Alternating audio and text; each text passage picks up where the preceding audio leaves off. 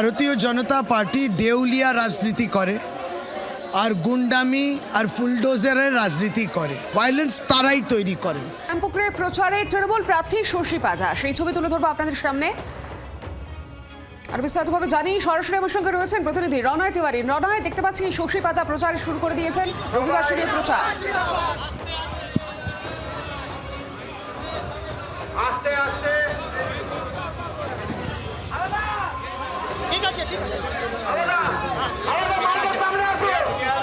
রনয়, শোনা যাচ্ছে?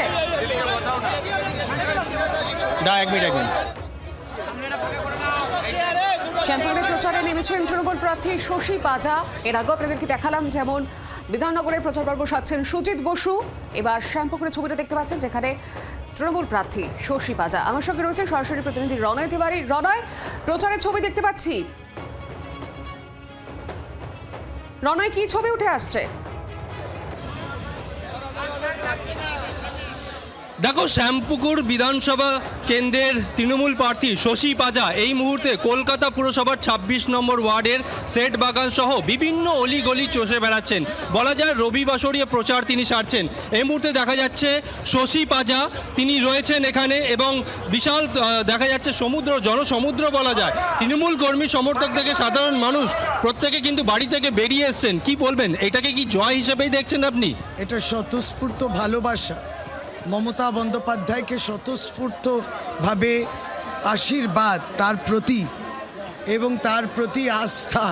সুতরাং তার সৈনিক শ্যামপুকুর বিধানসভা কেন্দ্রের প্রার্থীকে আশীর্বাদের মাধ্যমে মাটি মানুষের নেত্রী মমতা বন্দ্যোপাধ্যায়ের প্রতি তাদের পূর্ণ সমর্থন তারা জানায়। আমরা দেখেছিলাম ভোট ঘোষণার আগে ভাগেই একেবারে আপনার বাড়ির সামনে একেবারে রীতিমতো ঝামেলা শুরু হয়ে গেছিল, ইট বৃষ্টি চলছিল। এই কেন্দ্র থেকে আপনার বিপরীতে বিজেপি প্রার্থী পূর্ণিমা চক্রবর্তী কতটা চ্যালেঞ্জ হিসেবে নিচ্ছেন? ভারতীয় জনতা পার্টি দেউলিয়া রাজনীতি করে আর গুন্ডামি আর ফুলডোজারের রাজনীতি করে। তারা একজন মহিলা এবং বিপরীত দল, মানে তাদের বিরোধী দল তো আমরা তৃণমূল কংগ্রেস, তার বাড়ি তার কার্যালয়ে আক্রমণ করে তারা যে নিজেরা কতটা অসুরক্ষিত সেটা প্রমাণ করে দিল।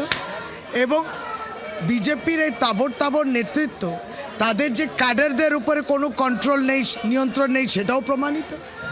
তারপরে ভারতীয় জনতা পার্টির নেতৃত্ব বলছে এটা ওনার বাড়ি হয়েছে, তারপরে মুখ্যমন্ত্রীর বাড়ি হবে। তার মানে বিজেপি এই হিংস্র এবং ধ্বংসাত্মক রাজনীতিকে সমর্থন করে। এখানে বাংলার এটার কোনো জায়গা নেই। কিন্তু শশীদি, আমরা দেখছি যে ভোট ঘোষণার পর থেকেই বিভিন্ন জায়গায় তৃণমূল এবং বিজেপির সংঘর্ষ চলছে। গতকাল বরানগরেও দেখা গেছে। আদৌ সুষ্ঠু নির্বাচন সম্ভব বলে মনে করছেন আপনি যদি এইভাবে চলতে থাকে? বিজেপির তৈরি করা গুন্ডামি আমি নিজের চোখে দেখেছি।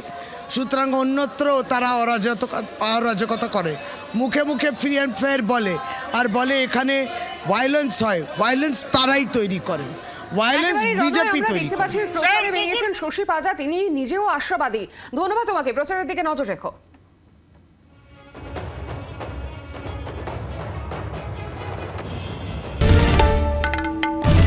বাংলার আওয়াজ, বাঙালির আবেগ, জি 24 ঘন্টা।